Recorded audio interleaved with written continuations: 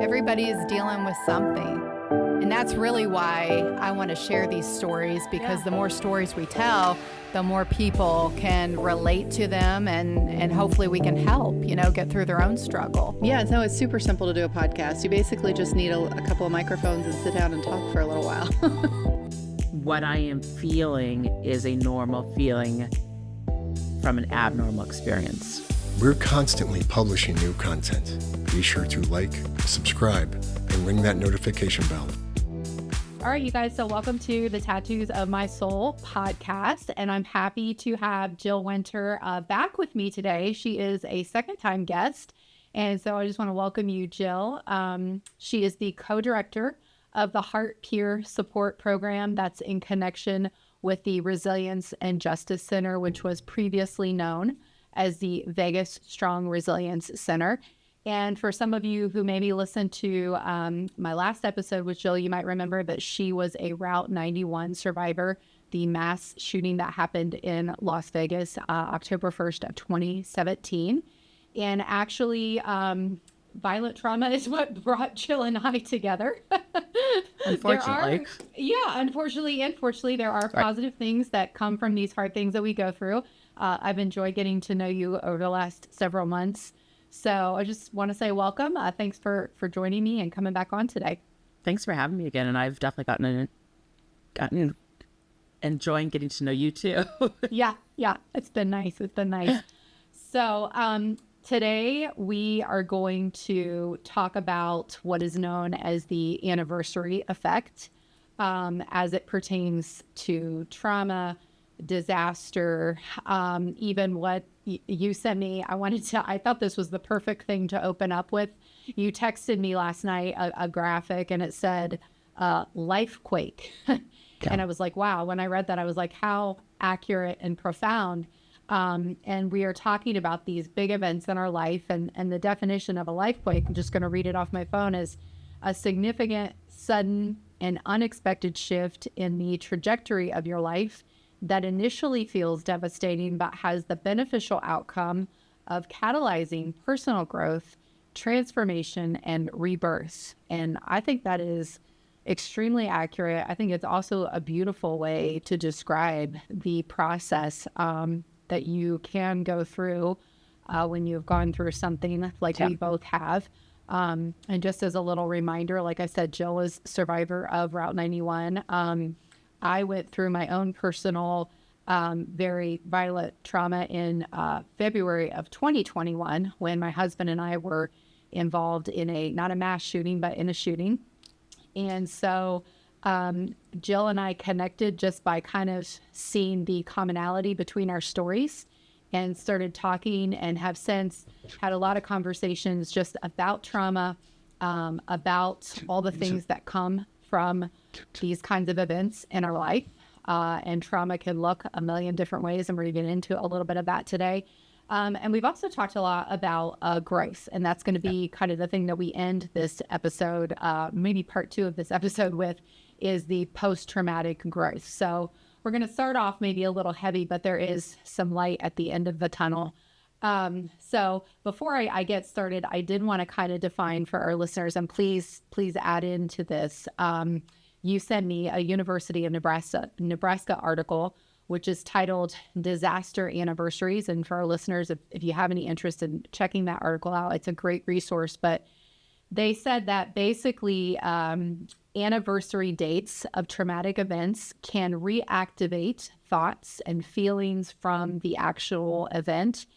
And survivors may experience peaks of anxiety and depression. And I know I definitely have experienced those things. I'm almost 5 years out from our lifequake, our trauma.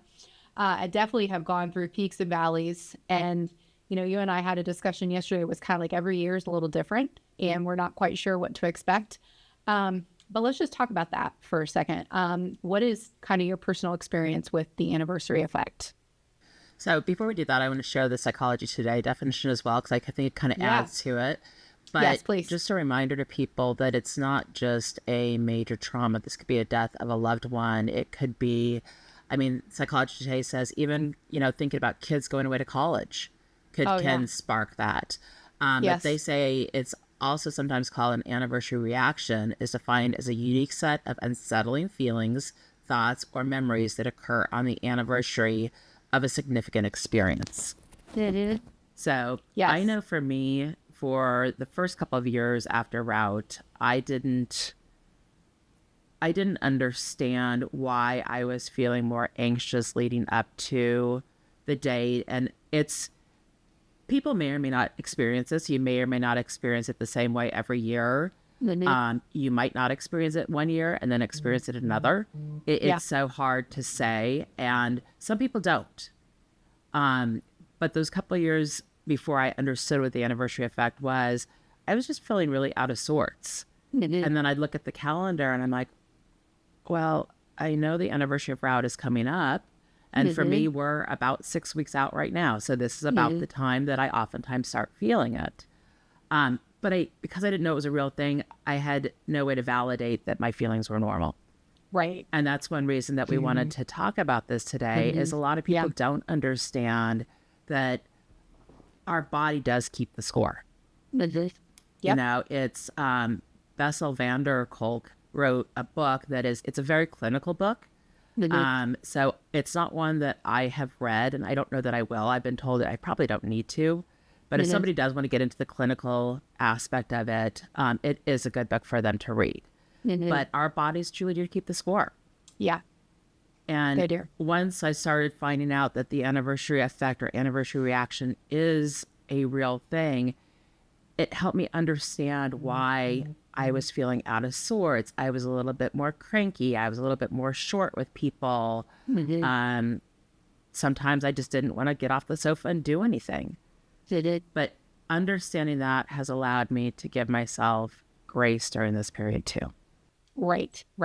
And that is 100% the reason we're talking about it today, is to kind of normalize those feelings and those emotions, which can look vastly different for everyone. You know, everybody, I don't really feel like anybody has the same exact reaction to these, unique experiences. And I'm glad that you pointed that out because, I think if you look at the things that you and I went through, they're very on the high end, as far as trauma goes. They're very they're violent, they're extreme, they're very rare, they're unique. I mean, unfortunately, mass shootings are getting less rare, but they're still rare to the average person.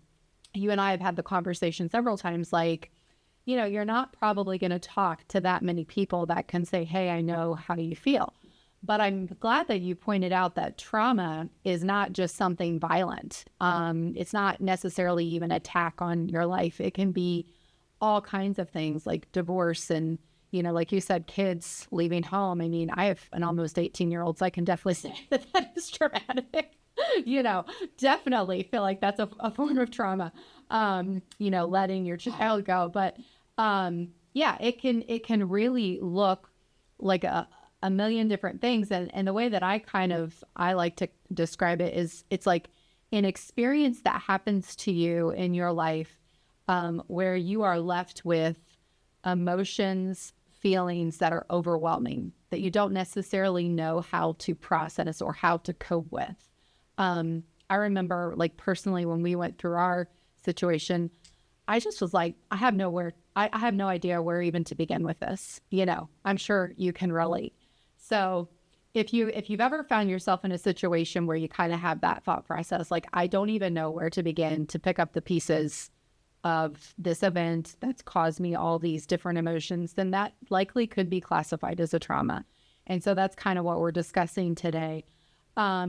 So we want to say that as you go through, the years of kind of dealing with the aftermath of whatever has happened to you, it can look a lot of different ways. And let's just kind of talk about some of the things. I know you are in particular very careful not to go into too much detail when kind of describing some of these things, because we never want to activate people or kind of, restart some of those things for them. But what could some of these symptoms look like, at least in your experience, as it relates to this anniversary effect? I will oftentimes say, I'm in a funk. And if I look at the calendar, I can, now that I know that the anniversary effect is a real thing, I can say, oh, this happened a few years ago. That could be leading to my funk. Yeah. My patience level might be a lot slimmer than it would normally be. You know, whether that be with people, with my dogs, you know, things just irritate me more so than they would normally do. Yeah. My energy level might be lower. You know, I might feel a little bit more teary. You know, there might be something that if I was watching it 6 months prior, I wouldn't get tears. And as I'm watching it this time of year, I might be crying over it. So there's all sorts of reactions that you don't necessarily think about. But if you stop and think, I'm acting differently than I normally would. Yeah. What's going on? You know, look at the calendar, see if there's something that you can tie that into. Right. Right.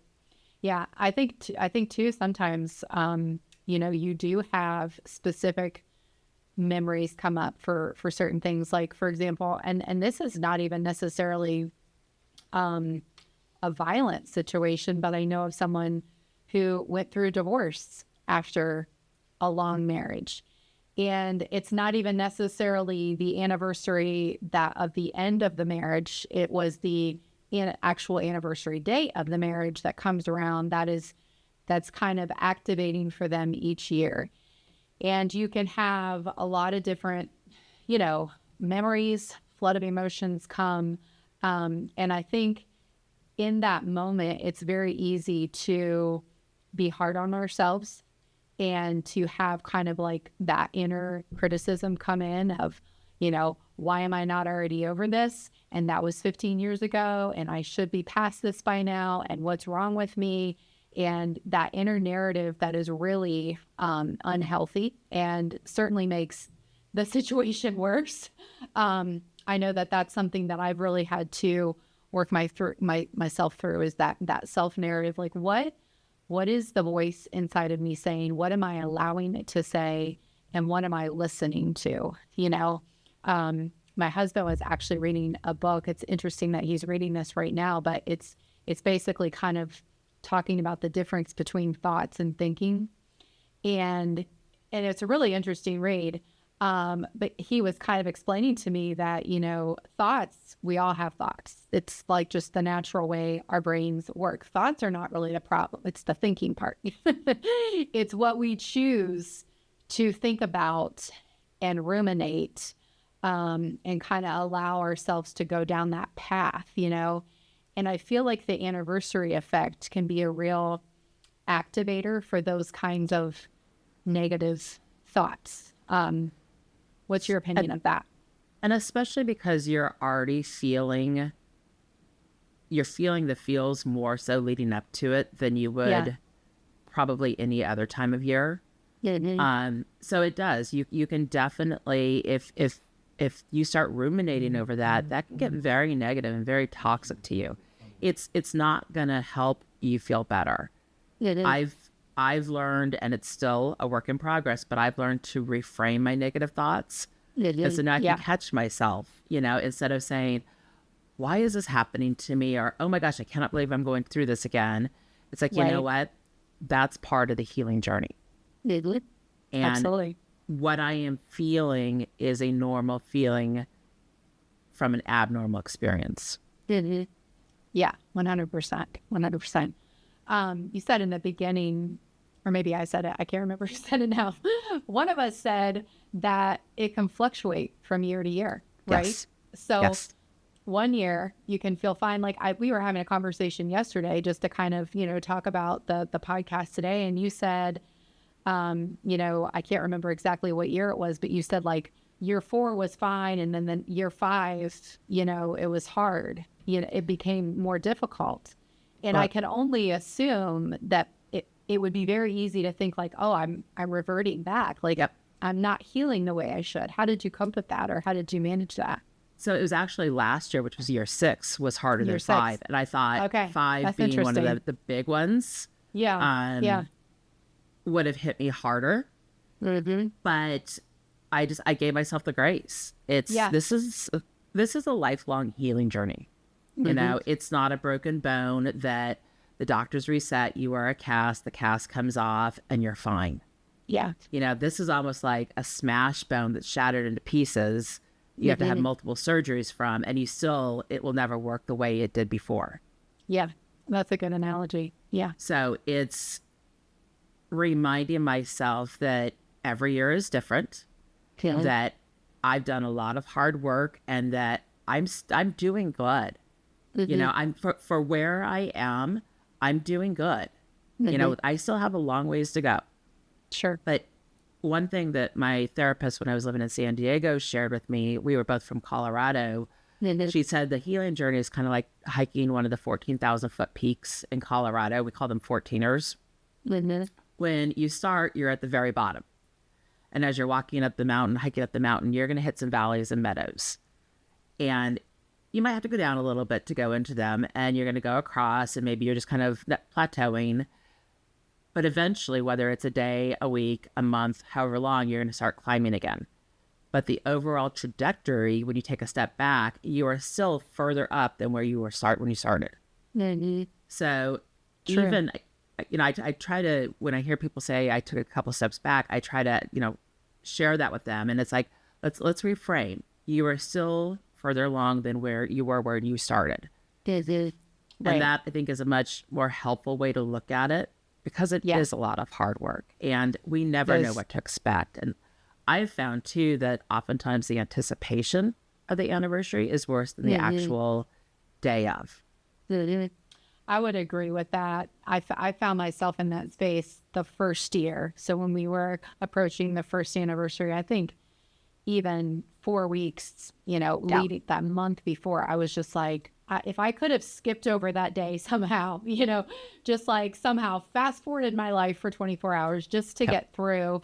And it wasn't like, it's so kind of odd how your brain processes, because obviously, like, I know I'm not in physical danger anymore. Like, that event happened. I survived it. I wasn't physically in danger, but mentally and emotionally, I still felt like there was this threat. And it was a really interesting process to kind of go through. And now that I've, you know, I'm, like I said, almost 5 years out. And for me, I feel like, you know, and again, this is just me, it's not everybody. For me, I feel like each year gets a little easier. I can talk about it now every once in a while I still get kind of emotional about it, but I can pretty much talk about it and share things about it without getting emotionally activated. But it's been because there's just been a tremendous amount of inner work there. But you know, your body does 100% keep score, and I think your brain keeps score. And it's a constant reminder of, you know, just kind of coaching yourself through it, saying, I remind myself of this a lot when I'm feeling kind of the emotional residue, if you will. Like, you have done good work. You've done good work. That doesn't mean you're never going to feel the scars of it, what's left over, but you've done good work. Give yourself credit for that and keep taking active steps forward. And that's something that I would like to kind of make a point to is I think if you've gone through something difficult in your life, and okay, that's pretty much everybody on the planet, right? Absolutely. We've all been through traumas, whether we realize it or not. Exactly. Even those with the most perfect life have been through some sort of trauma. Yes. I think the goal is to say to myself each day, I'm gonna at least take one active step forward. You know, I'm gonna do something. It can look like a lot of different things for different people. You know, you and I talked about our top, like, kind of mental tools, our healing tools yesterday. We'll get into that for a second. But every day, I know for me personally, I'm doing at least one thing that I feel kind of nurtures that wound within me that will always be there to a certain degree. It's kind of like I have to keep nurturing it, taking care of it, in order to keep taking steps forward, you know? Absolutely. And I think it's important to remember too, even a baby step is a step forward.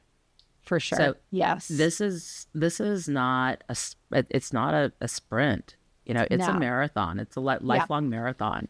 So even if that one day is just getting out of bed, that's still a Yeah. step forward. It sure is. I think honestly, sometimes the smallest steps have the biggest impact. Absolutely. If you do them consistently, that is one of the things that, because life coaching, that is something we're also going to get to this in a minute, but the catalyst, my trauma, my event that I went through, became a catalyst for the work that I'm doing now. So I have the opportunity to work with people one-on-one through life coaching.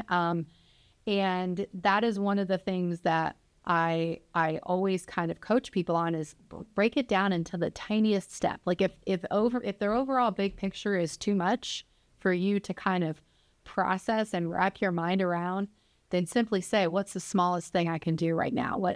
And if you just keep doing, it's like you're chipping away at a brick wall, And you're right. Sometimes it is just getting out of bed, especially if you're kind of in those initial, days, weeks, months right after you've gone through something. Absolutely. There's no shame in that. There's times too, if you are experiencing the anniversary effect, and we've all been through things since our incident as well. So that could be a contributing factor to how we're feeling with the anniversary effect, is kind of where we are just in general that year. Yes. Yes. So, and it's one of those, I would just encourage people to realize and remember that if you're feeling really good and then all of a sudden year 8 you feel something, overall you're still better than you were day 1. Exactly. And it's okay. We have no control over what our body does and what our brain does. I would love to be able to flip a switch and say, okay, I'm not going to feel that anymore, but that's not reality. Yes, for sure. Yeah. I think, doing what you and I are doing right now, talking to somebody about how you feel. And I'd like you just to speak for a minute. I know we did this on the last episode, but in case somebody hasn't seen it, talk a little bit about your community through your Heart Peer Support Program, because I think we need more communities like this. I love this, what you're doing. Lindsay and I are going to be a guest in that community next month. We're going to talk about the effect of trauma on relationships, which is a whole nother topic. Yes. But just talk about, like, why is that important? Why do people need community and conversation like this? So the National Mass Violence Center actually recently released a study that showed about the impact of community on people who have gone through mass violence and how important it is. But a lot of it is that most of our family and friends don't understand. They can't validate and let us know that what we are feeling is normal. Yeah. And that's why something like peer support is so important. Peer support can complement therapy, and it can also be a bridge to therapy. It doesn't replace it, but you are talking with somebody who has gone through a similar situation to you, somebody who does understand, who has done, their own healing steps to get to that point. And so we actually started the Heart Peer Support Program through, at the time, the Vegas Strong Resiliency Center in late 2020. I was approached to head up the program along with a licensed therapist. So we have the two of us are still directing the program, but we have both the clinical side and the experiential side, which really is a really good mix, because I don't always know the answer, but I can turn to one of the clinicians that I work with who can share that with me. And that's really helpful. So we started doing that to support the Route 191 community.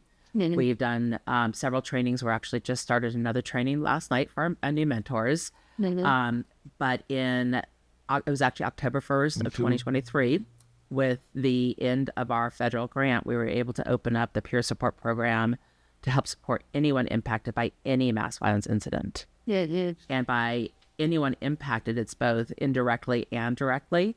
So it could be a community responder, a friend or family, because that's the other thing is it is a ripple effect. Sure. Traumas are a ripple effect on those around us. Yes. And they, while they don't experience the same things that we do, they have their own trauma around it. Yeah, for sure. I mean, I think about my parents, I've had discussions with them about, our, the day our event, and they both absolutely have their own form of trauma from that, and every year that day comes around, it's just kind of like this, man, like there's so much gratitude in the fact that I'm still here. Yeah, Obviously. exactly. But there's also this very just heavy, like all the what ifs, like what if it wouldn't have gone the way it did? And we could be remembering this day in a completely different light. So yeah, it absolutely does have a huge reach, with people that are close to you and that are in your life. Yeah. Yeah. For sure. For sure. And then in February, we started our first Tuesdays of Heart program, which you're going to be joining us next month. And that is, again, open to anyone impacted by any mass violence incident. And it's more of a learning program that we talk about different things that we might experience on our healing journey. Yes. Because, not everybody has the resources that I was lucky enough to have with Route 91, with our incident being so big. There are a lot of communities that don't have resiliency centers, that their incident happened many, many years prior, and nobody really recognized the impact of that, the lifelong impact. Right. And then we just received approval, and I have not even shared this with you. We are going to be starting a support group meeting once a month for anyone impacted. So that's where we'll get together as a group. I will be co-facilitating it along with Jackie Harris, who's a licensed therapist and the behavioral health coordinator at the Resiliency and Justice Center. So we have that as a place where people can come together and normalize our abnormal situation. Yes, I love that. I mean, these are resources that we so need. Mental health is so, it's just so poor across really our globe. Yeah. I mean, if you look at the mental health statistics, anxiety, depression, suicide, all these things, they just keep going higher and higher every single year. And it's usually, not always, but a lot of the times it's stimulated by something really tragic happening in a person's life, and they simply just don't know how to cope. They don't know what to do with, again, this overwhelming, host of emotions that they've been handed. And so I think these kinds of resources are so important, because therapy, we always just automatically think, oh, we'll just go to therapy.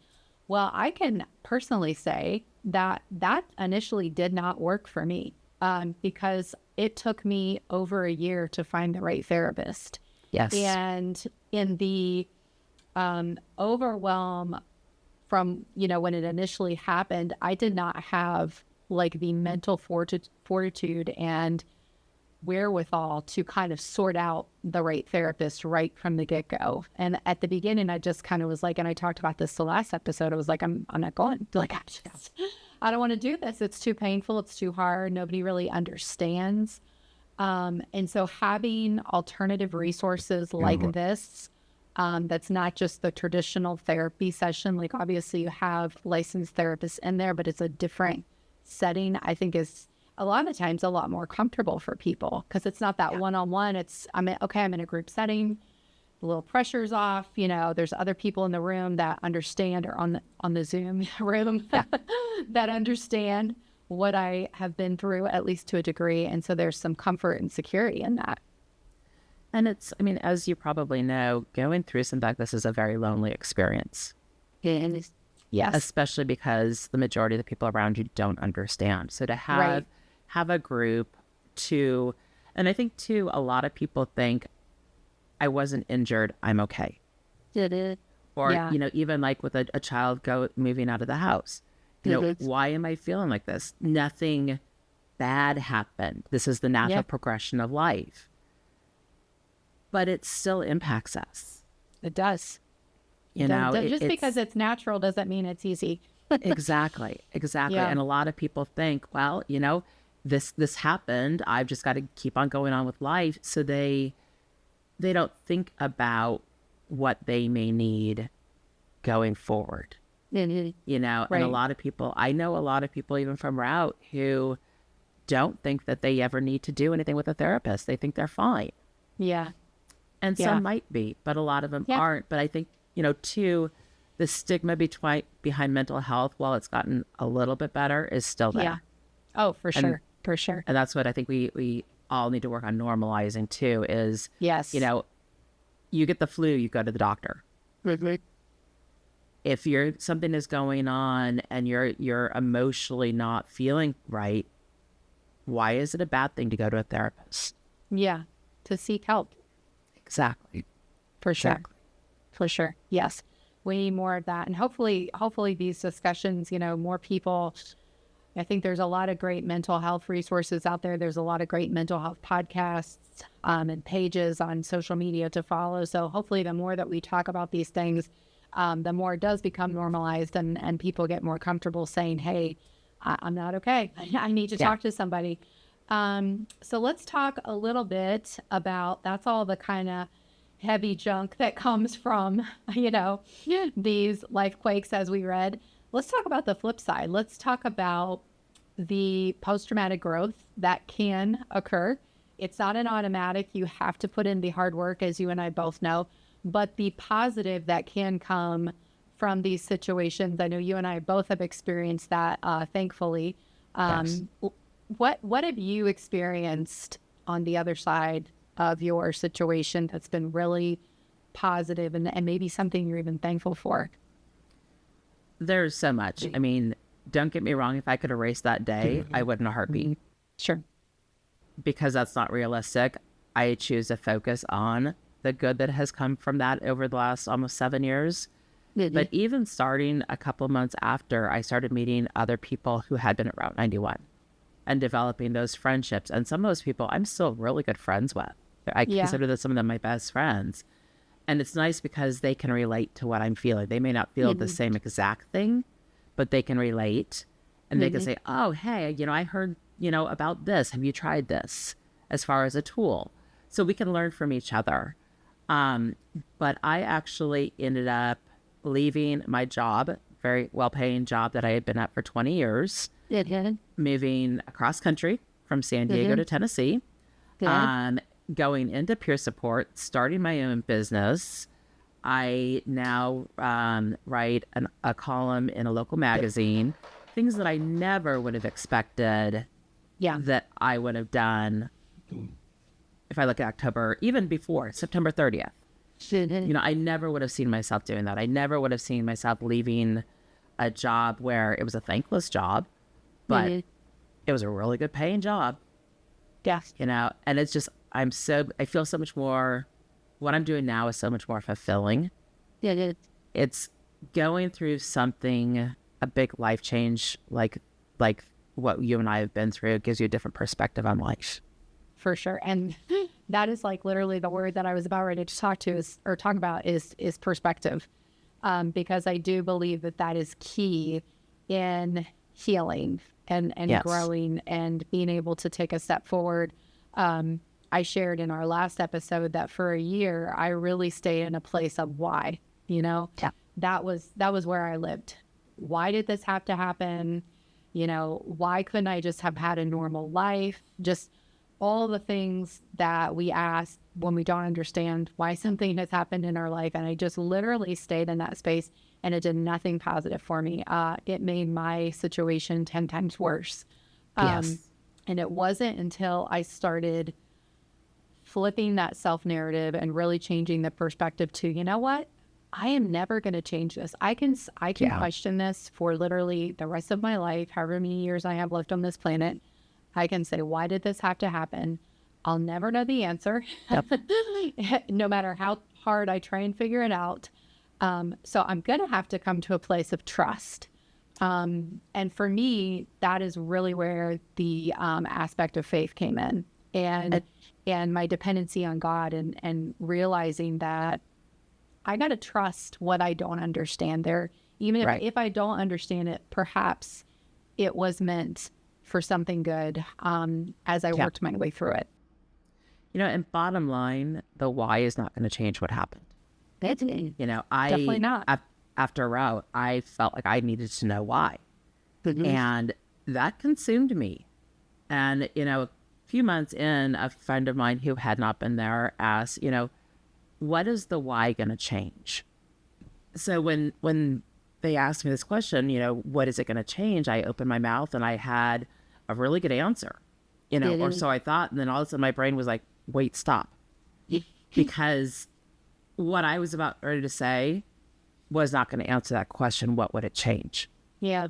It's not going to bring back the 58 people who were killed that night and those who have passed since. It's not going to, fix everybody who was physically injured that night. It's not going to remove all of the mental pain that all 23,000 plus of us went through. Yeah. The why is not going to change anything, but me focusing on it is taking energy away from my healing. Oh, yeah. So Yes. it's like, I may never know why, but I need to spend that energy on my healing, not trying to find an answer for a question I may never have. I probably For sure. never have. For sure. Yeah, 100%.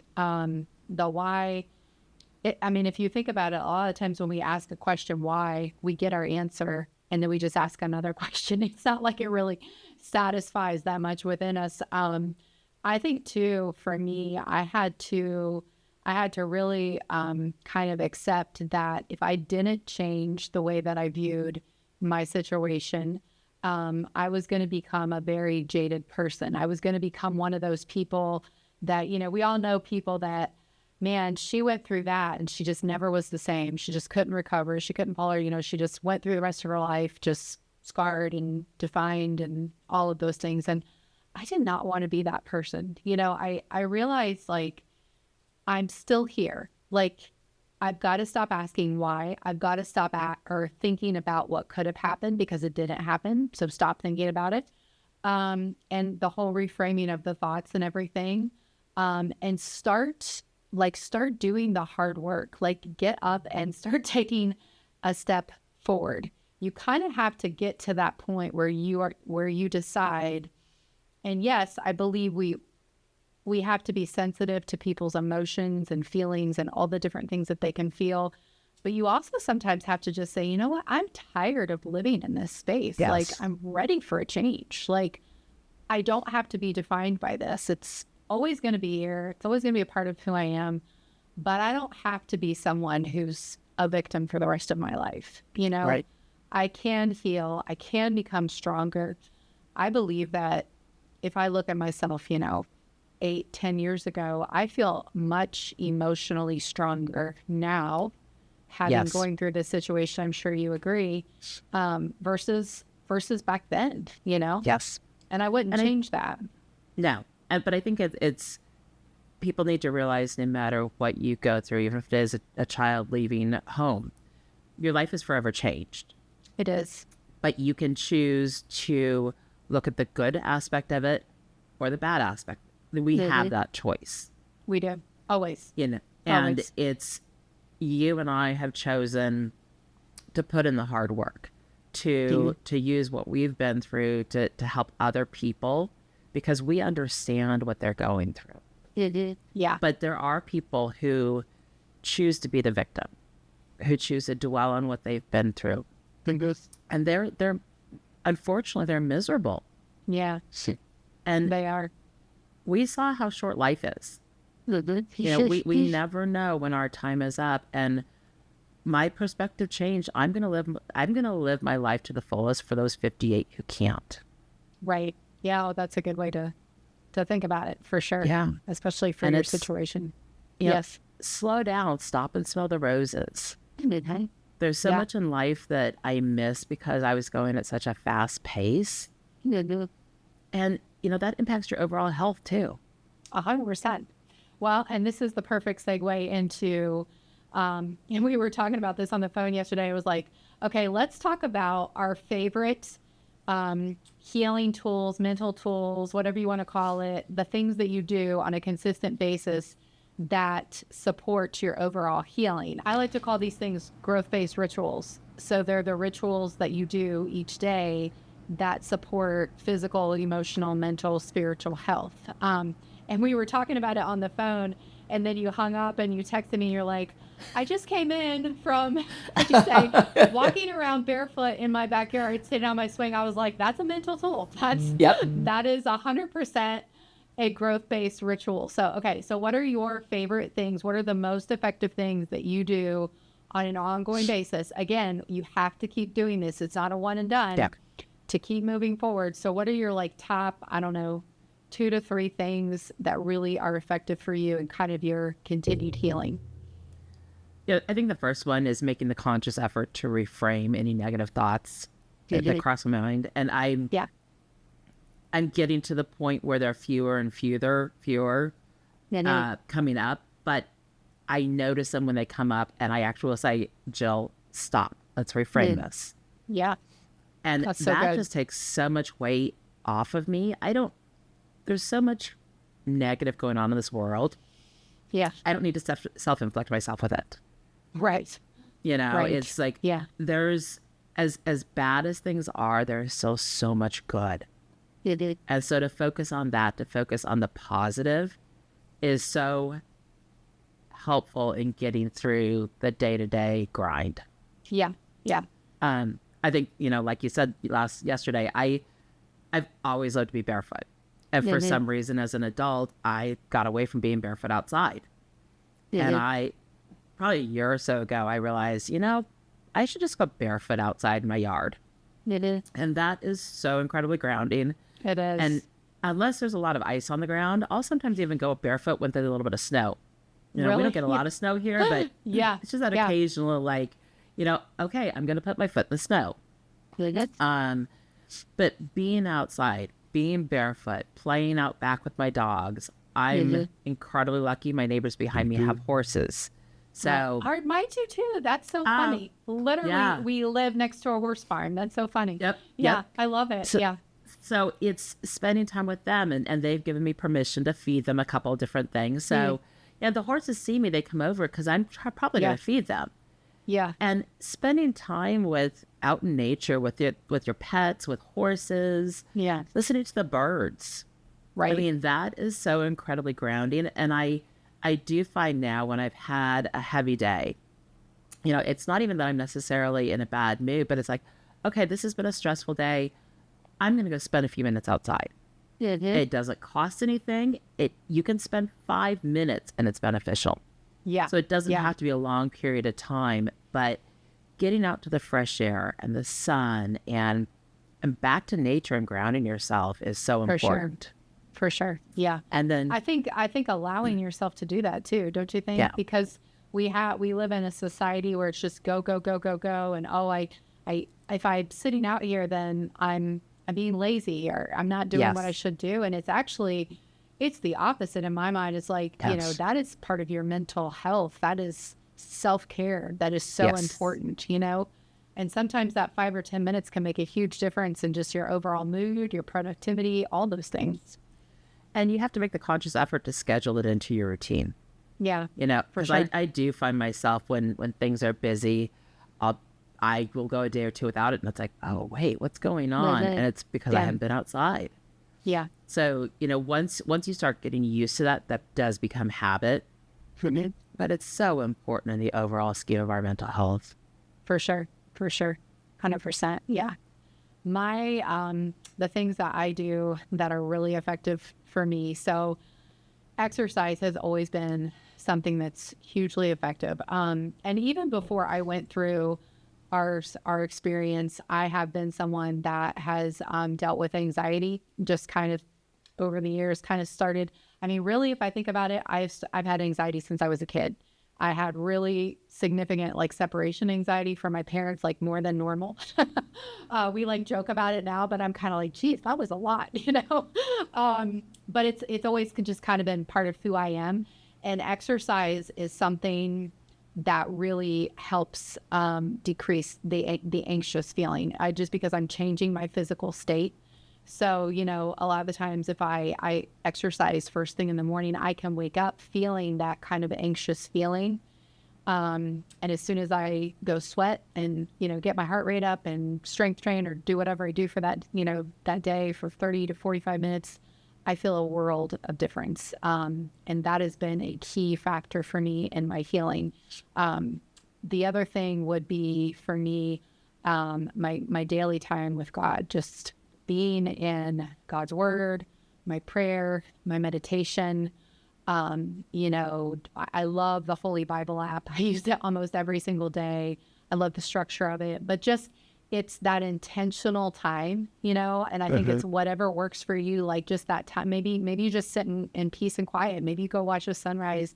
You know, it could look a lot of different ways, but it's kind of just having that peaceful, quiet, intentional time every single day for me. And then journaling, you know, those thoughts that come to mind, hugely effective. And then the last thing that I would say that's probably a little, some people might not know about is tapping. So EFT, emotional freedom technique, tapping. So when you're tapping on the different meridians in your body, you know, there's tapping on your hand, there's tapping on your temples, and you just kind of work your way through all the meridians while saying a positive statement. You're just saying it over and over and over again, and you're stimulating those meridians. And you might kind of feel a little funny when you're first doing it, but I have found it to be extremely calming, and it seems to have kind of a lasting effect throughout the day. So anybody that's listening who wants to look up tapping, it's if you want to, you know, look for a new tool to incorporate, it's a good one to try. So those are the things that really work for me. I also think breathing and practicing different breathing exercises can be very grounding. Huge. Yes. And it's one of those things that I've realized that I need to practice it when I'm feeling okay. Because if I don't, I'm not going to remember when I'm not feeling okay. Exactly. That's a great point. Yes. Yes. Yep. And everybody's things that they do are going to look different. You know, we went through something fairly similar, but the things that help us are completely different. Right. And that's fine. Right. There's no right or wrong. Yeah. Exactly. But it's good to figure out what it is that helps you and know that's your go-to and practice it, use it, schedule it into your day.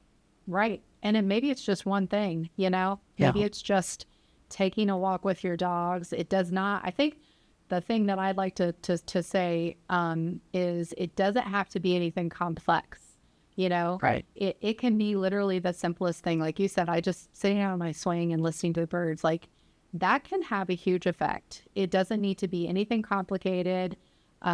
It's more just the intention and the consistency of it. I think that's important. That kind of keeps you moving forward each day. And one thing I would encourage people to do is spend a few minutes without your phone. Oh my gosh. Yes. And that's what I did yesterday. Oftentimes I'll take it out with me just to get pictures or whatever, but I actually had to charge it. So I went outside and I didn't have it with me, and it was such a nice break. I agree. I agree. Technology is good, but we all need a break sometime. Absolutely. Yes. For sure.